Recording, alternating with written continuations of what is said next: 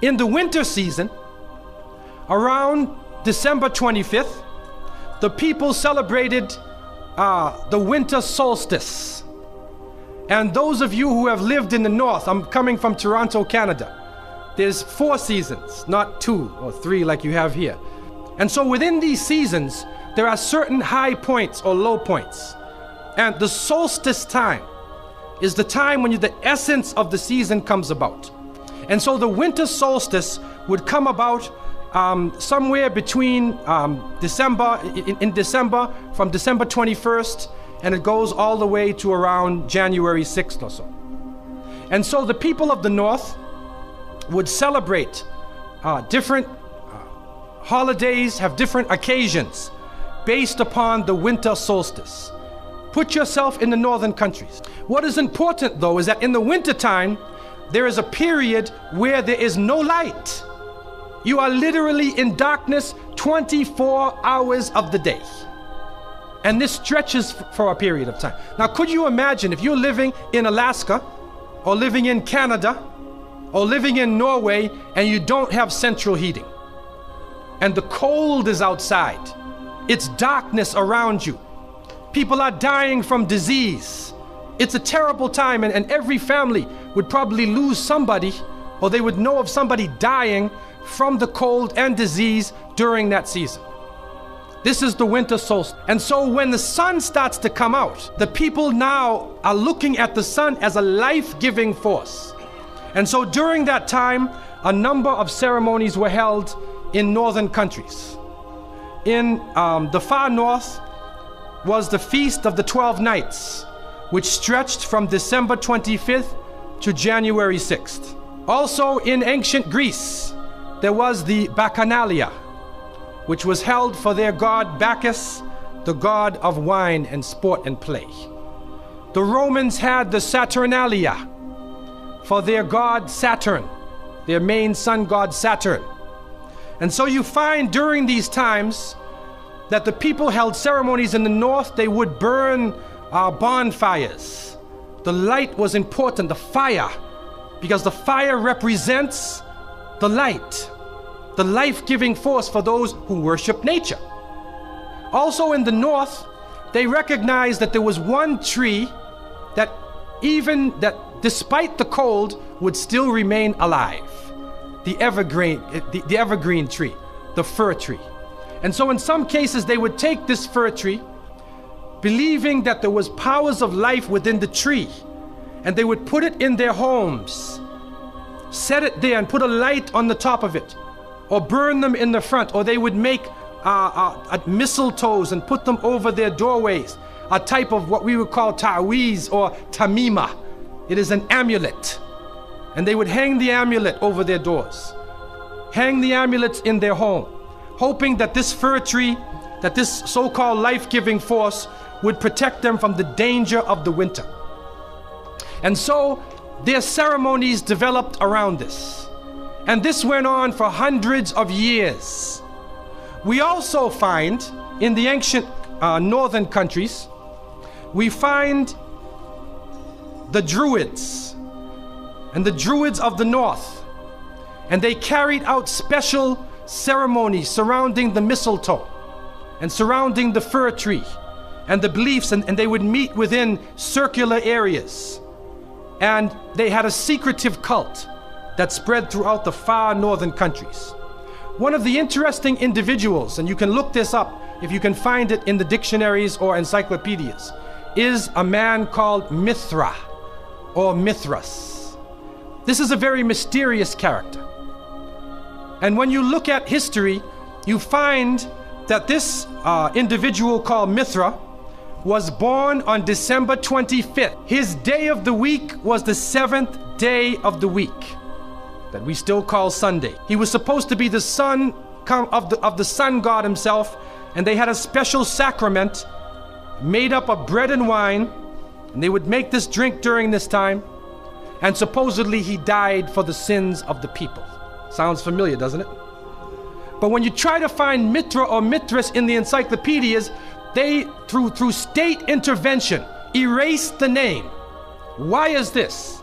That is because after the time of Jesus, Isa alayhi salam, when his followers, when the message began to spread and they went north, and you'll see within historical writings that Barnabas, one of his disciples, met a man named Saul or Paul, who later called himself Paul. Paul said he saw Jesus on the Damascus road. And he went to the disciples, but the disciples turned against Paul. Only Barnabas stayed with him. But when Paul and Barnabas went into Greece, Barnabas left him. Now, what is the reason why they all left him? What are the concepts coming through Paul? Many people say, well, they left him because he was Saul before and he used to torture the early followers of Isa alayhi salam. But also you can see, and if you look at present day Christianity, that most of the concepts of the Trinity, of the blood sacrifice, the original sin, and most of the concepts which relate to more than one God are coming through Paul. The preachers are quoting Paul sometime more than Jesus during their sermons.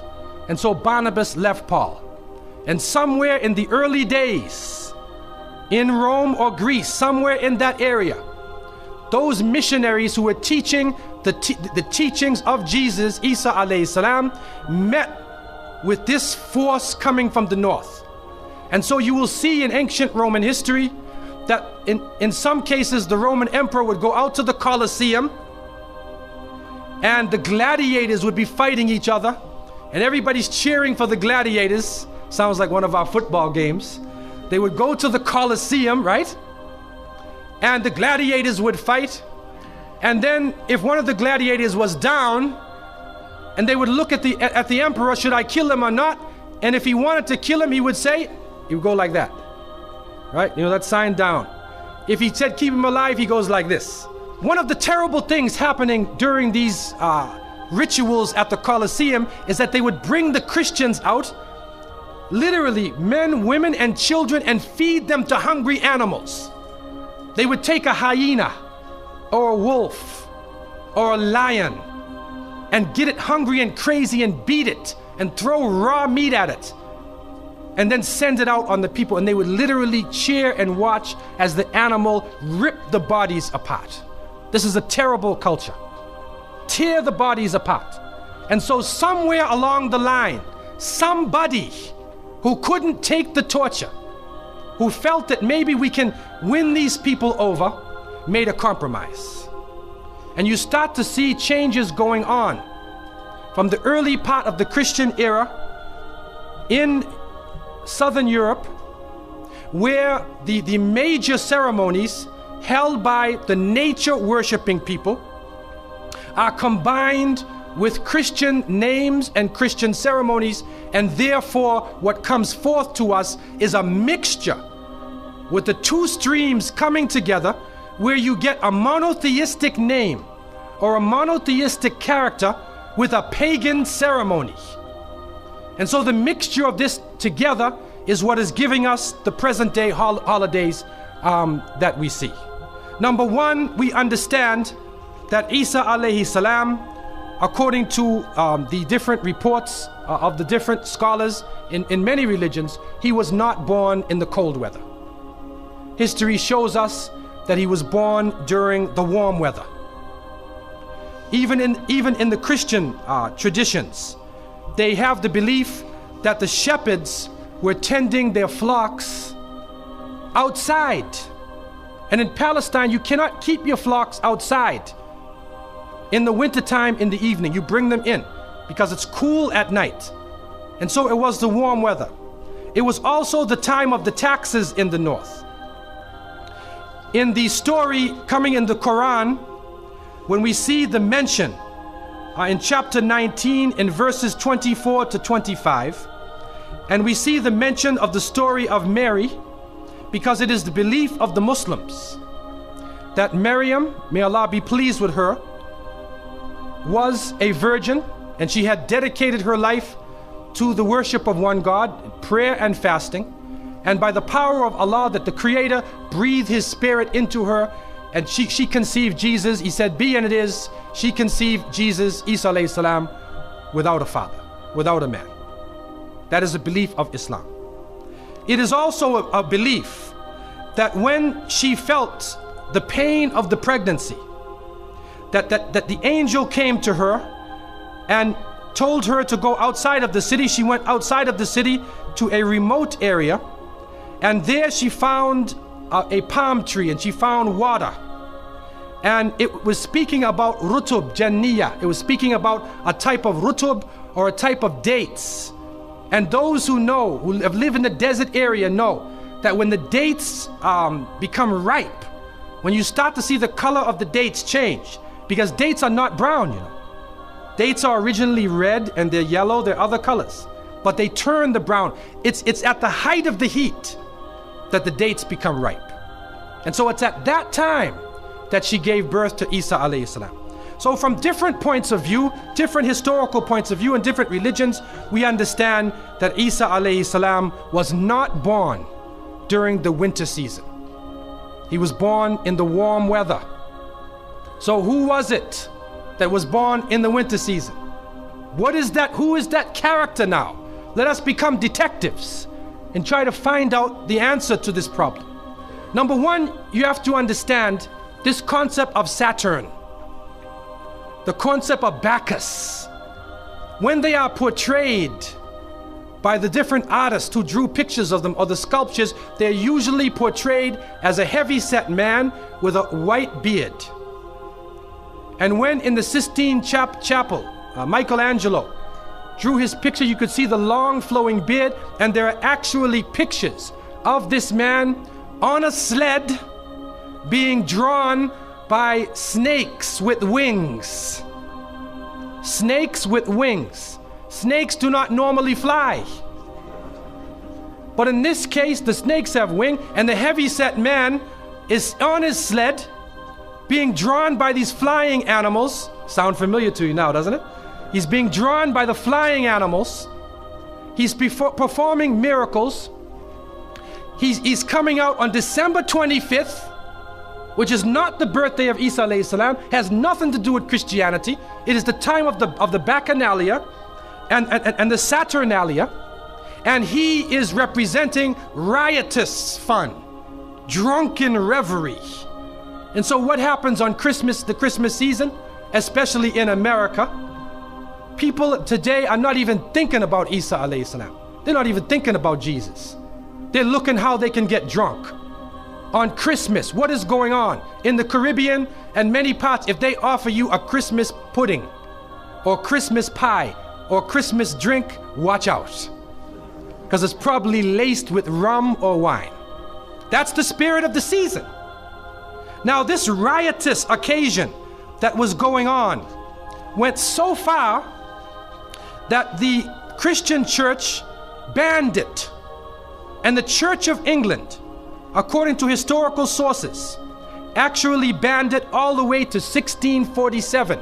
It was prohibited in England to celebrate Christmas because they saw Christmas as being a pagan holiday.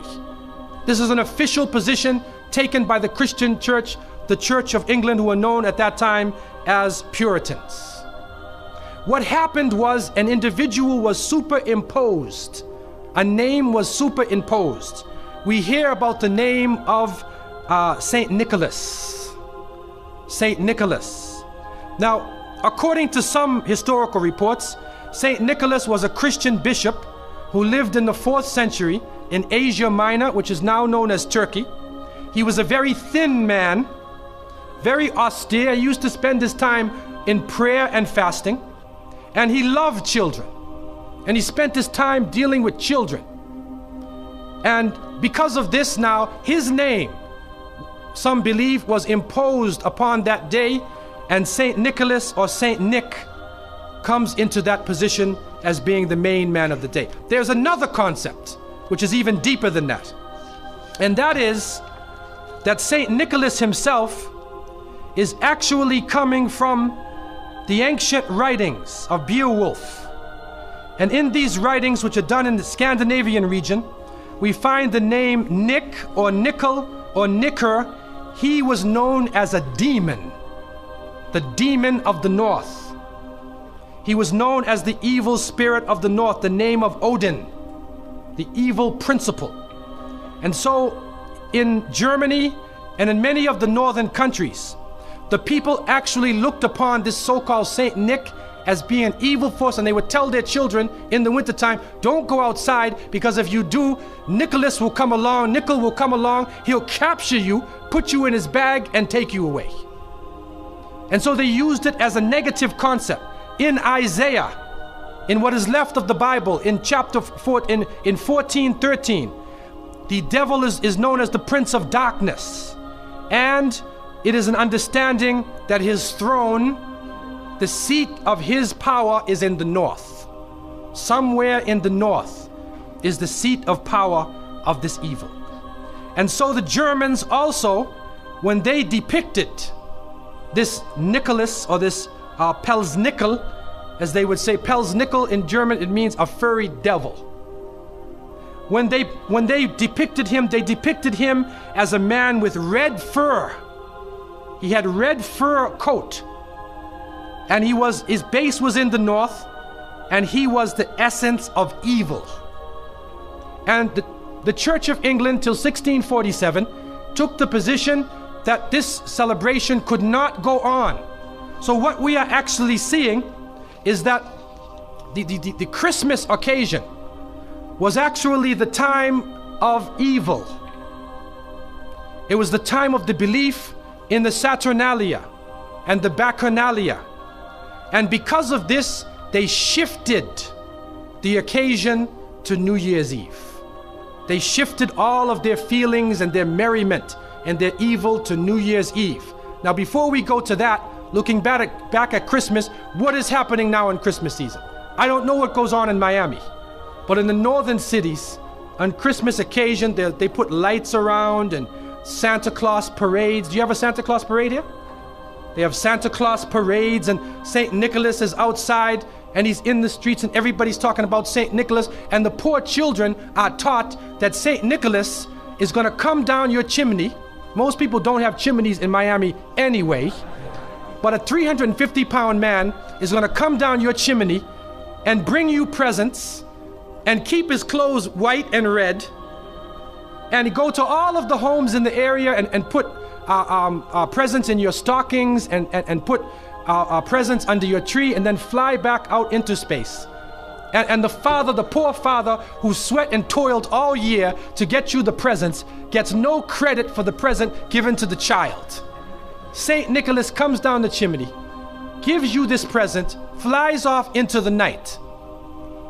And many of us were raised thinking, believing in this. Some of us would sneak into the night and look and see our father putting the present under the tree. We knew what he was doing anyway. But you went along with it, and the people say, well, you know, it's Christmas. Don't you like to have fun? You want to stop the children from having fun? What kind of people are you? But what are you teaching the children? You are using the name of Jesus, using the name of Isa alayhi salam, and you are using a figure who historically is the devil. The devil himself, wal-iyadu billah. They are using his figure, and he has now taken over the Christmas season. Christmas now to most people means materialism. You have to buy presents for your cousins and your friends, and you got to buy about 34 presents. And you find that most American people are in debt for 6 months after Christmas. Now, where is Jesus? You get drunk, you fight, you lose all your money, the stores raise their prices. Isa alayhi salam is described as a very humble person. Most of the time he didn't wear shoes, only 1 or 2 changes of clothing. A very simple person, eating very simple food, fasting most of the time. You see what is going on? There are 2 streams now, a stream of polytheism, a stream of monotheism, and now the polytheism, the materialism, is overtaking the monotheism and standing in the way and taking over our society. And some foolish Muslims coming along from outside of in their country say, well, I just want to be an American. I want a tree too. So I said, one of the brothers said he had a Christmas tree in his house. He came for, I said, brother, do you know what the tree stands for? He said, no. Okay, I'll get a palm tree with dates. I'll make it halal, a halal Christmas tree. But brother, you have to understand what it means. You have to understand what it means. Number one, the Prophet ﷺ, when he spoke about, he talked about ar-ruqya, wa tama'im, wa tiwala. He said all of these things are shirk. That if you hang amulets, thinking that this ta'weez or this amulet is going to protect you from something, then you are actually giving power to the creation of Allah and taking it away from the Creator. If you think that by making some spells, going to a magician and asking them to put a spell on someone, you want to get married, so you go to the Sahir and say, put a spell on Ali, I want to marry him. Put a spell on Zainab. What kind of marriage are you going to have if you go to the magician? And so the Prophet, peace be upon him, named all of these things, the superstitions, the amulets, all of these type of things are the other stream which goes away from monotheism, from the belief in one God, and takes you into another religion.